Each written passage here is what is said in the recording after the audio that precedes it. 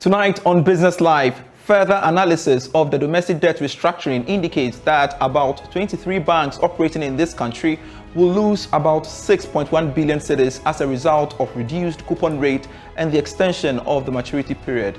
We will delve into the report. Also coming up, an urgent need to address the decline in crude oil production. We will hear from the chairman of the Public Interest and Accountability Committee. Mention that sustainable development because from 2017 coming, you could see there's a decline in the production of our petroleum.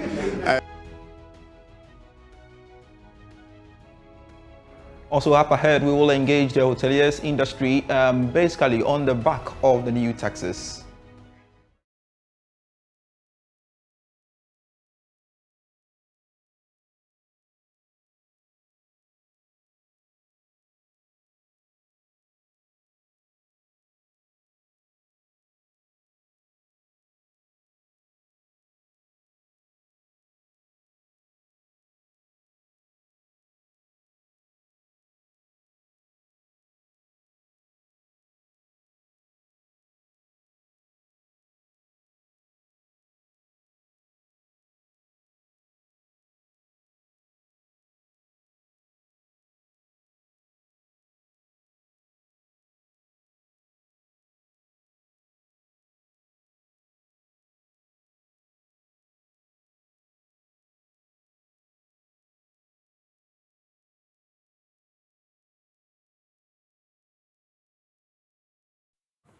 Grateful you could join us. I am Pious Baka. On to our very first story.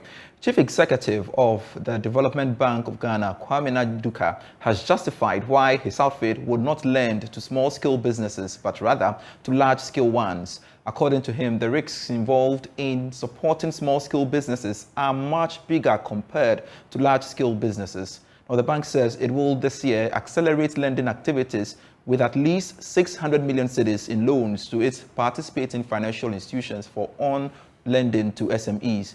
Mr. Duka has been speaking to Joy Business. It is much easier and more effective to lend to a larger scale or build a larger scale operation because lending to the very small artisanal operators is difficult. There's a huge overhead in terms of cost, and not everybody wants to build scale. Some people just want to do enough as a hobby. And so making that distinction becomes difficult. But when you support the larger farmers, the larger scale manufacturers, the trickle impact is immense. And you see that when they clear the land for the smaller guys. When they bring in seed also to support some of the smaller guys, some of the agros. So you get the smaller players being supported by the bigger players. But what we have to do is to encourage that, to make our lending part of that discussion, so that when we give our money to some of the bigger players, they are incentivized to support the community. And we think that's a far more effective way, a far more sustainable way of making sure that we build communities that will grow and be sustainable. And more on banking, Ecobank Ghana, as a part of its corporate social responsibility, has begun processes to light up parts of Nima and Tamale ahead of the Eid al-Fitr celebration. According to the executive director of Ecobank Ghana, Edward Nete Bochi, the gesture is a way of appreciating the support of customers over the years. Ecobank Ghana, in line with the Eid al-Fitr celebration, is lighting up part of Accra and Tamale. Speaking in an interview, Executive Director of Ecobank Ghana, Dr. Edward Nateboche, said it is important to celebrate with loyal customers of the Muslim community. This is a project sponsored by Ecobank. You would recall that somewhere in December every year we organize Light Up Accra. Now, during the month of Ramadan, the plan also for us is that for our Muslim communities also, we do have a lot of customers within the Muslim community, and we only felt that it was just right during this time, in line with the Muslim tradition that you find in several other countries, to be able to do the same. for our customers also. It's just a way of we being able to appreciate our customers during this time and to be able to give back to them for all of the support and all of the things that they have done also for us. It's important that when our Muslim customers are going through this time, in a way that we can support, in a way that we can appreciate them, in a way that we can thank them for their custom. For us, it is quite important. He added that the company will continue to do this gesture in the following years. This would not be a one-off event. I think if you know anything about EcoBank, I think one of the things that we are known for is that sense of consistency. And indeed, this is not just happening here in Accra. We are doing the same also in Tamale. So it is not a one-off event. It is something that we do look forward to continually year in and year out.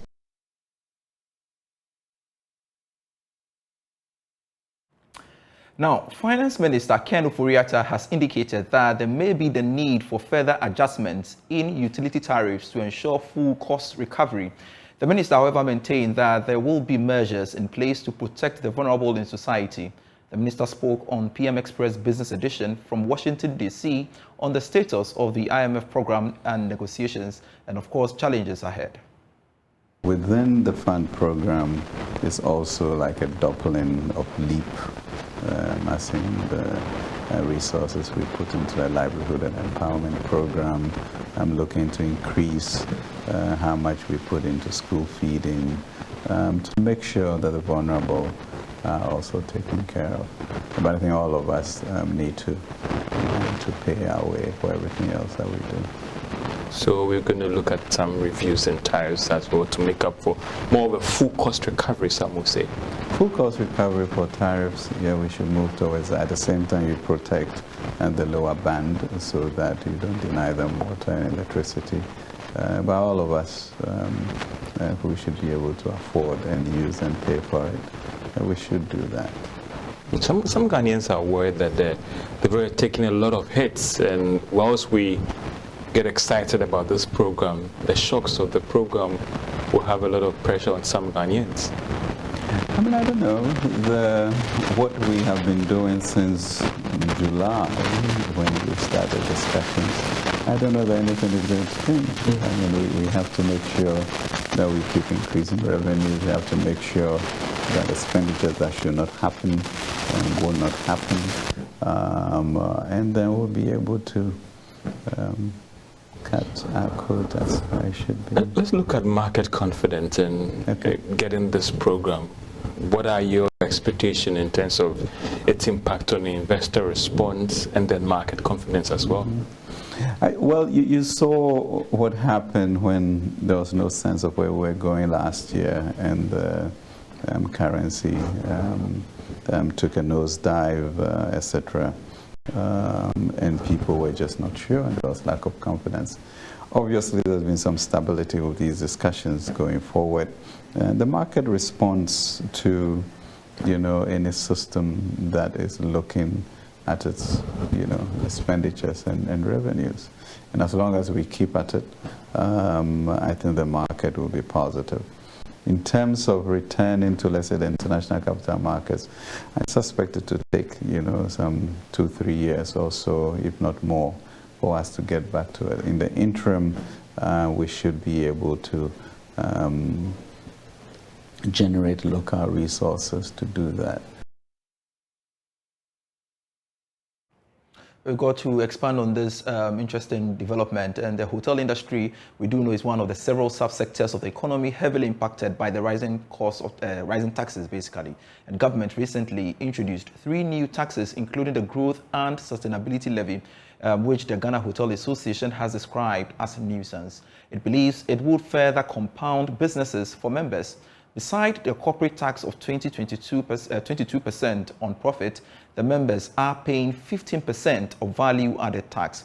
Joining us on phone is Dr. Edward Akanyamike Jr., President of the Ghana Hotels Association. Grateful you could join me, Dr. Jr. for Akanyamike. You could join me on Business Live. Now, what in all, really, how many taxes are you paying? I mean, both direct and indirect taxes. Good evening.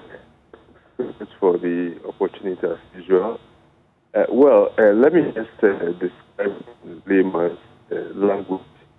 We have what we call the value of the tax, which is currently 15%. And of course, we also, like other businesses, pay the NHIL, and then we have the GET fund, which is also 2.5. The NHIL is also 2.5, and then the COVID tax, which is 1%. And as an industry, tourism, we also pay 1% towards the tourism development fund, and of course the corporate tax as well. And so that's in the category of the taxes. Then we go into other levies like the licensing levies for the various regulatory. So generally, that's the nature of the taxes that the association, also the industry pays.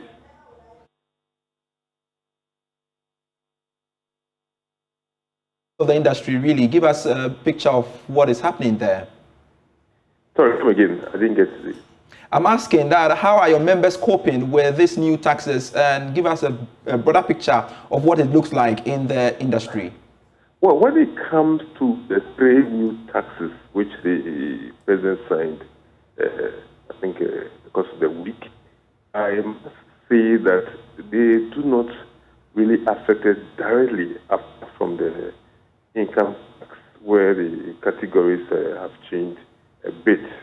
Okay, of course, because we also pay some of these taxes from source as PE to the GRA to affect it a bit. But the other ones will affect it indirectly, especially those to do with the wines and the beverages as well, because this is an industry that retails a lot of these stuff in the hotel. So when the prices go up, it will also affect the prices at our facilities. So that's where it will impact us. But on the whole, so, it's becoming truism to say that we are bleeding. That's the fact of it.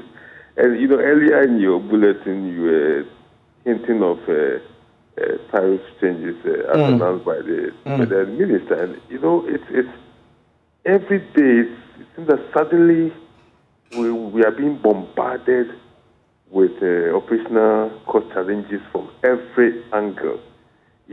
Suddenly there seems to be that pressure on the industry from all angles.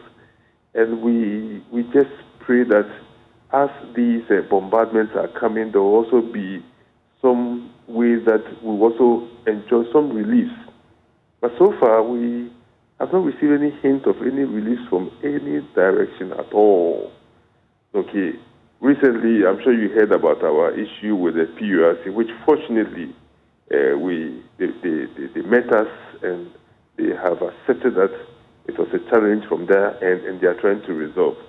Okay, so I think that in line with the minister's ambition to push tourism and hospitality as a major contributor to our GDP, we need to be very careful in terms of how we are allowing the current business environment to affect the industry. Otherwise, one day we'll wake up and we may have a collapsed hospitality and tourism industry. And that will be a big challenge to the Ghanaian economy. So we need to look at the very big picture.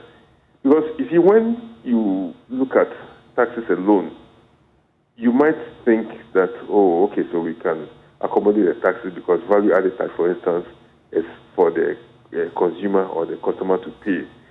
So if you receive these changes, just adjust your prices, just adjust your prices. But you see, we are in a competitive business. Our clients are all over the world, and when they are making that decision to come to Ghana or go to Cote d'Ivoire or go to Nigeria or other countries, they look at the cost of our operations. And we've been tagged as a country with very high hotel rates. And the current situation we find ourselves in will not help the situation at all. So I think government should be very circumspect in some of these factors or variables in the business environment, which has implications, especially for the hotel industry and the hospitality industry, because of the potential of that industry to contribute effectively to the economy. Edward, I'm particularly interested in how you would survive during this time, especially at the time when the finance minister, as you rightly mentioned, that we are likely to see some adjustments by way of utilities. And you know how you're going to survive during these times. You see, the challenge here is more to do with our clients, if I should put it that way, because there is always that threshold where you can absorb or cushion customers with regards to sustaining the business. Okay? Because every company or every hotel is established with a profit motive. And that is very important for the investors. Now, you have a profit margin. There are various ways of calculating it, and there are certain percentage that people want to operate within. So when the business environment is challenged like this, then you are likely to reduce your profit margin in order to keep the business going. So at the end of the day, the cost will certainly be pushed to the consumer. But when we get to the point where the consumer now also reacts to the fact that the operational cost is too much and cannot patronize the business again, that is where our fear is. Because certainly for now, we'll have to adjust our rates in order to remain in business. Okay, and we are also doing our part in terms of looking at various ways to cut down costs, energy saving bulbs, looking at even the materials that we use. Okay, but the challenge has to do with that threshold. And also the fact that because of the environment that we find ourselves in, even maintenance is becoming a problem. Maintenance is becoming a problem because a lot of it finds itself in the profit margin. And we are using a lot of our profit to carry out maintenance. So we will do our best. All I'm saying is that we are doing our best to ensure that we continue to provide quality service, to ensure to provide the services that our customers will be happy with, and at a cost, at a sacrificial cost, at a cost that will have a lot of implications for our business. But we pray that we do not get to that point where the customer now begins to turn away. And once the customer begins to turn away, then we are in crisis. And it's not a crisis for only the industry, but a crisis for the economy as well. Clearly, the increase by way of services would definitely drive customers away because certainly we are not in normal time. So, the increase in your rates and charges will definitely shy your potential customers away. Edward, we are indeed grateful for your time here on Business Live speaking to us there. A reminder, you're still watching Business Live with me, Pious Kojo Baka. There'll be more after this break.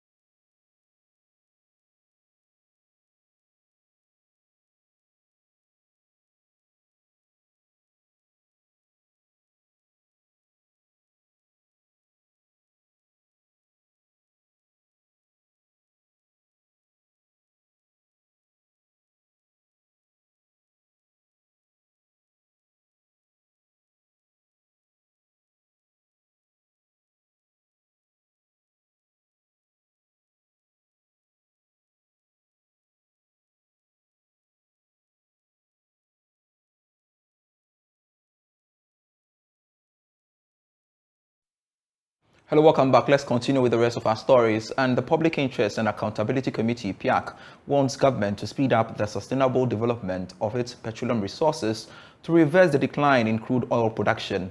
PIAC says the government must do more to attract new investors as well as ensure early completion of ongoing projects. Crude oil production in Ghana has declined for 3 consecutive years by 10%. Here's chairman of the committee, Professor Kwame Adom Frimpong, speaking at the launch of the 2022 PIAC annual report. We mentioned that sustainable development because from 2017 coming, you could see there's a decline in the production of our petroleum, petrol. As far as the quantities are concerned, the barrels are coming down. And from 2017, 2018, 2019, up to 2022, I made a joke that if more or less divide from 5 years coming down, what action are we taking? So we are just drawing the government attention to take action how best they can improve the declining stage or level, so that if more investors come in, the more investors come in, the more we can produce.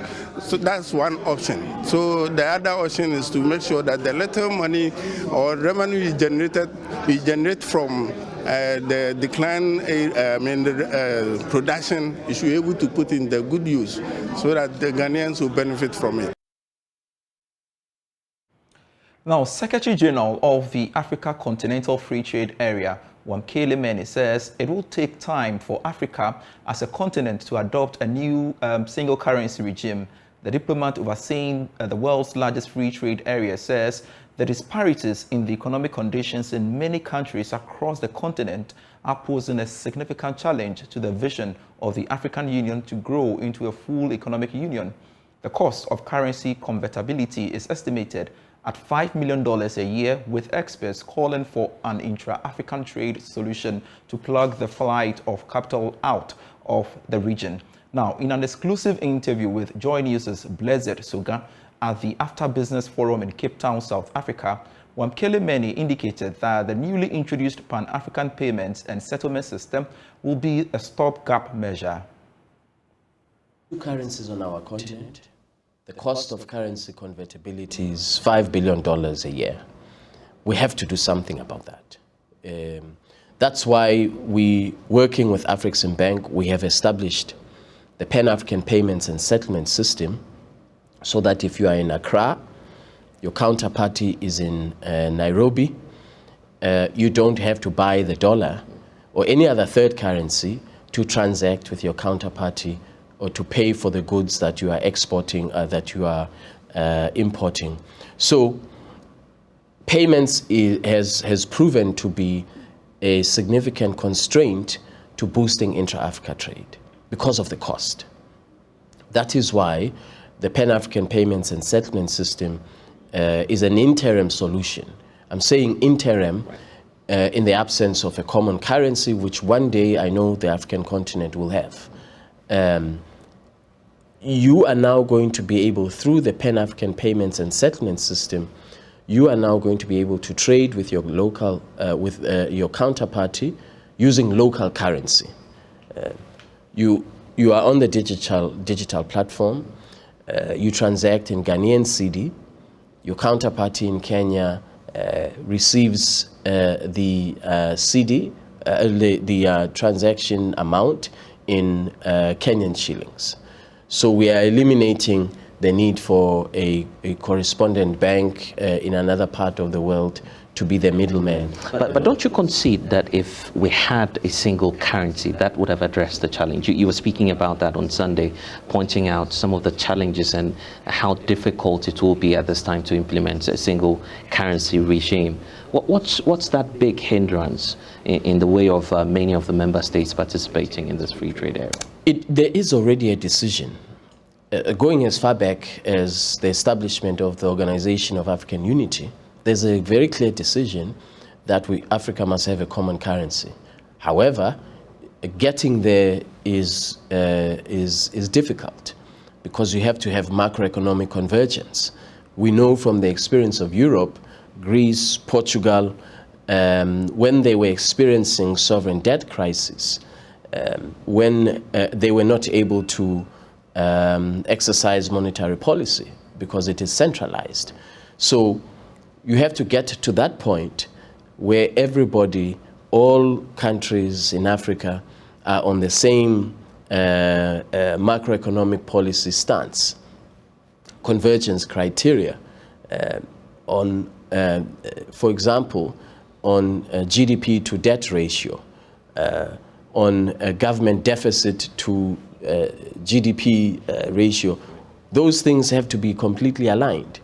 And if they are not, it's impossible to have a common currency. So that's the work that has to be done.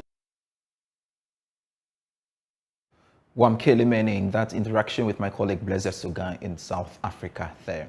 And that's it for Business Live for today. I am Pious Kojo Baka. You can always get business stories when you log on to myjoyonline.com/business. Always a pleasure serving you.